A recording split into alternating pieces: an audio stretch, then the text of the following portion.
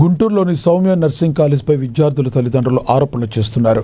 సరైన బోధనా సిబ్బంది, హాస్టల్ వసతులు, ఆహారం అందడం లేదని విద్యార్థులు తీవ్ర ఆవేదన వ్యక్తం చేశారు.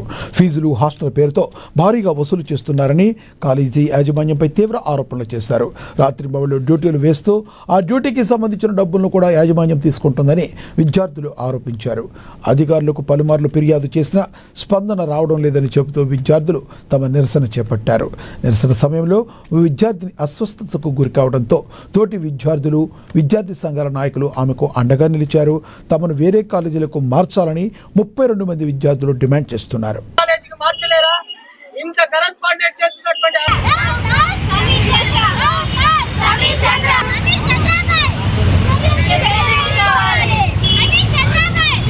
మాకు ఇంత ఇబ్బంది ఉండటం వల్లే కదా సార్ మేము ఇంతమంది రోడ్డు మీదకి వచ్చి తిరుగుతున్నాం. ఆ విషయం అర్థం కావట్లేదు. ఇంతమంది సరే ఉంటాం అనుకోండి, డ్యూటీకి వెళ్తారు, 2 పిల్లలు డ్యూటీకి వెళ్తారు. మమ్మల్ని బెదిరించరని, మమ్మల్ని పర్సనల్ గా బెదిరించరని మాకైతే నమ్మకం లేదు సార్. కానీ మేమైతే ఆ కాలేజీకి వెళ్ళాము. మాకైతే చాలా ప్రాణహాని ఉంది. మేము ఇంత రచ్చ చేసి మీడియా ముందు మాట్లాడితే రేపు మమ్మల్ని ఏం చేయడానికి నమ్మకం ఏంటి? మీరు సర్లే అక్కడ ఉన్నారు, ఇక్కడ ఉన్నారు, 2వ క్యాంపస్ ఉందని చెప్పారు. చెప్పాక సరే అని నేను డాడీ వద్దు డాడీ నేను ఇక్కడ చదువు డాడీ అని చెప్తే పర్లేదమ్మా చదువు ఉండు అన్నాడు. జాయిన్ చేశాక సార్ కూడా చెప్పారు నేను నీ తండ్రిలా చూసుకుంటానని చెప్పాడు. అక్కడ ఏమీ లేదు, అక్కడ ఏముండాలి హాస్టల్. అక్కడ అబోధన చూసారా మీరు? కుక్కుంటది అక్కడ.